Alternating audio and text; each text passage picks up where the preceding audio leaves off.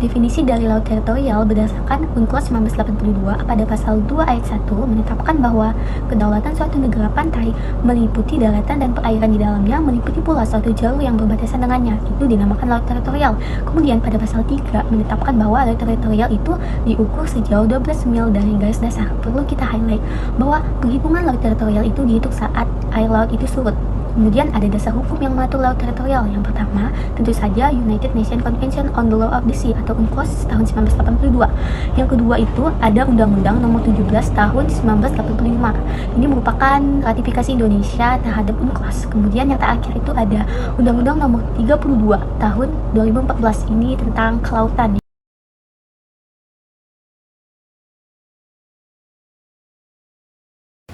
Ciri-ciri dari laut teritorial yang pertama, batas perairan 12 mil dari garis dasar yang diukur secara horizontal. 2. Hak kedaulatan penuh, di mana negara memiliki kedaulatan penuh atas laut teritorial, termasuk ruang udara di atasnya, dasar laut, tanah di bawahnya, serta sumber daya alam yang ada di dalamnya. Yang ketiga, innocent passage. Ini adalah hak lintas damai, di mana kapal dari negara asing diperbolehkan memasuki perairan negara pantai lain, selama tidak mengancam keamanan dan dilakukan secara damai. Yang keempat, negara berhak mengatur segala aktivitas. Dalam laut teritorial, negara mempunyai hak untuk mengatur dan mengawasi semua kegiatan, termasuk navigasi, penangkapan ikan, dan eksplorasi sumber dayanya. Yang kelima, pengukuran dari garis pangkal, di mana laut teritorial ini diukur dari garis pangkal, biasanya berupa garis pantai terluar saat air surut. Keenam, adanya perlindungan lingkungan dan sumber daya alamnya. Negara wajib melindungi lingkungan laut dan mengelola sumber daya alam seperti ikan, minyak, atau gas di wilayah lautnya. 7. Statusnya sebagai bagian wilayah negara. Wilayah laut teritorial diakui sebagai bagian integral dari wilayah negara sehingga tunduk pada hukum dan yurisdiksi nasional. Hak dan kewajiban negara pantai dalam laut teritorial. Hak negara pantai yang pertama itu kedaulatan penuh atas wilayah, seperti yang sudah saya jelaskan sebelumnya. Kedua, hak atas sumber daya. Negara pantai di sini memiliki hak eksklusif untuk mengeksploitasi dan mengelola sumber daya alam di wilayah lautnya, seperti ikan, mineral, minyak bumi, atau gas bumi. Hal ini harus dilakukan secara berkelanjutan. Ketiga, hak untuk mengatur hukum dan navigasi. Negara pantai bisa membuat, menerapkan, dan menegakkan hukum serta peraturan terkait navigasi, keamanan, dan kegiatan lain di laut teritorialnya. Selanjutnya, kewajiban negara pantai yaitu menjamin hak transit yang tidak merugikan, di mana maksudnya negara pantai wajib memastikan bahwa kapal asing dapat melakukan hak lintas damai melalui laut teritorialnya tanpa hambatan selama tidak membahayakan keamanan lingkungan atau kepentingan negara. 2. Perlindungan lingkungan dan pencegahan polusi. Negara pantai berkewajiban melindungi ekosistem laut dan mencegah pencemaran seperti dari kapal atau kegiatan industri. Ketiga, pemberitahuan dan transparansi. Negara pantai harus memberikan informasi dan pemberitahuan terkait peraturan, perubahan hukum, atau potensi bahaya di wilayah lautnya, agar kapal asing dapat mematuhi dan menghindari konflik. Selanjutnya kita akan membahas tentang garis pangkal. Jadi garis pangkal itu adalah titik nol atau baseline untuk mengukur seluruh ruang laut suatu negara, baik itu untuk mengukur laut teritorial, zona tambahan, ZEE, hingga landas kontinen.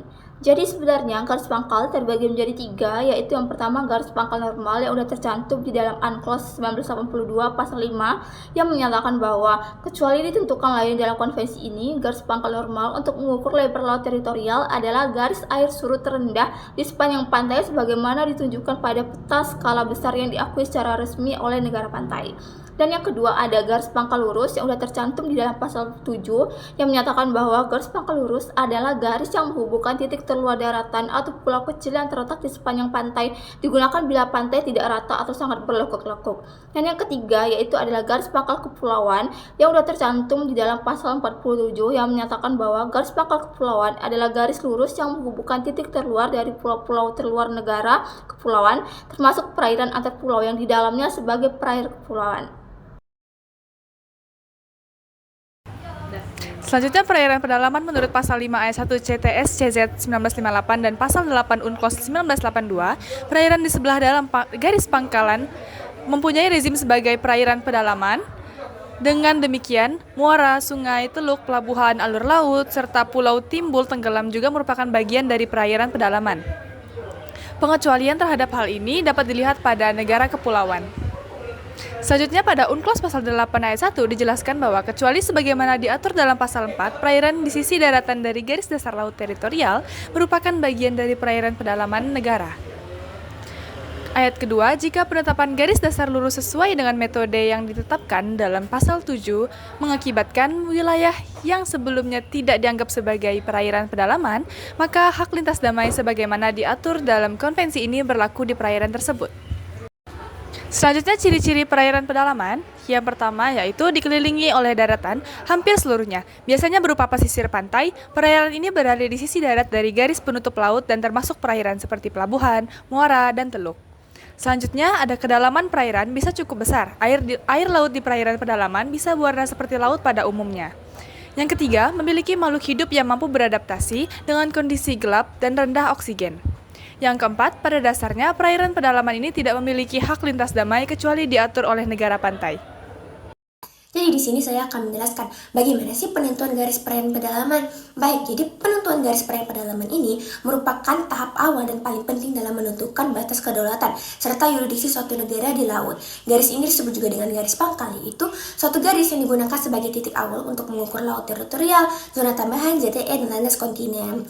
Jadi dapat disimpulkan garis pangkal ini menjadi batas pemisah antara perairan pedalaman di sisi darat dan laut teritorial di sisi luar. Dan penentuan garis ini tuh harus sesuai dengan ketentuan Konvensi Hukum Laut PBB UNCLOS 1982.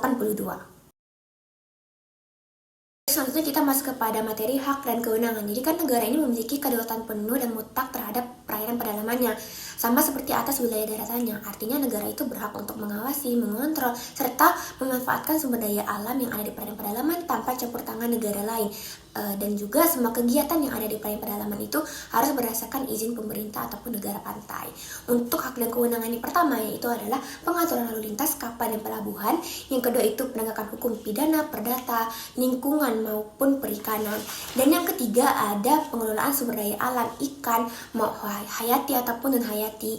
Lalu yang keempat perlindungan lingkungan laut, dan yang kelima ada penyelenggaraan keamanan dan pertahanan. Baik, kita masuk kepada materi selanjutnya yaitu bagaimana sih pengaturan kapal asing dan perairan pedalaman. Jadi perairan pedalaman itu tidak memiliki hak lintas damai ataupun innocent passage kecuali diizinkan oleh negara pantai. Nah, jika pun diizinkan itu karena ada izin khusus, misalnya kunjungan diplomatik, misi kemanusiaan, ataupun dalam keadaan darurat ataupun memaksa force majeure. Lalu, jika kapal asing itu tetap masuk tanpa seizin negara pantai, maka dianggap melanggar kedaulatan negara, dan warga Indonesia ataupun negara pantai itu dapat menuntut ataupun menangkap kapal asing tersebut serta memeriksa dan memproses hukum awak kapal tersebut, dan juga menuntut pertanggungjawaban internasional apabila pelanggaran tersebut dilakukan oleh kapal milik negara lain, semisal kapal perang. Penerapan perairan pedalaman di Indonesia. Jadi ada 5, yang pertama yaitu sebagai wilayah berkedaulatan penuh, yang kedua sebagai pertahanan dan keamanan nasional, yang ketiga sebagai pengaturan pelabuhan dan kegiatan maritim, yang keempat sebagai pemanfaatan ekonomi dan lingkungan, serta yang terakhir sebagai penerapan dalam hukum implementasi dan internasional. Nah, jadi di dalam perairan pedalaman sendiri itu tentu saja terdapat sengketa atau kasus yang terjadi. Salah satunya adalah kasus illegal fishing yang terjadi di Teluk Tomini pada pertengahan Agustus 2024 silam, di mana terdapat 3 nelayan lokal yang ditangkap karena menggunakan bom untuk melakukan penangkapan ikan, di mana hal itu dilarang oleh hukum Indonesia sendiri karena Teluk Tomini merupakan perairan pedalaman yang aturannya adalah mengikuti aturan Indonesia. Jadi ketiga pelaku tersebut dipidanakan karena menggunakan bom untuk menangkap ikan di perairan Teluk Tomini yang merupakan perairan pedalaman Indonesia dan hukum Indonesia berlaku penuh.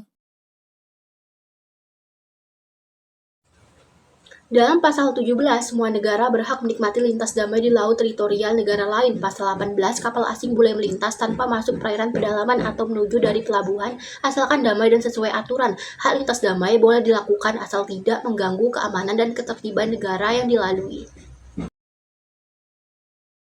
Hak lintas damai adalah hak bagi kapal asing untuk melewati laut teritorial negara lain tanpa mengganggu keamanan dengan syarat pelayaran terus-menerus, cepat, dan sesuai aturan. Pengecualian untuk keadaan darurat pasal 17 menjamin hak ini. Namun pada pasal 19 mengatur bahwa jika mengganggu keamanan negara pantai, hak lintas bisa dibatalkan. Selanjutnya mengenai pengaturan hak lintas damai diatur pada 3 poin penting. Yang pertama, kendaraan asing tidak boleh melakukan ancaman atau pelanggaran terhadap kedaulatan negara yang dilalui.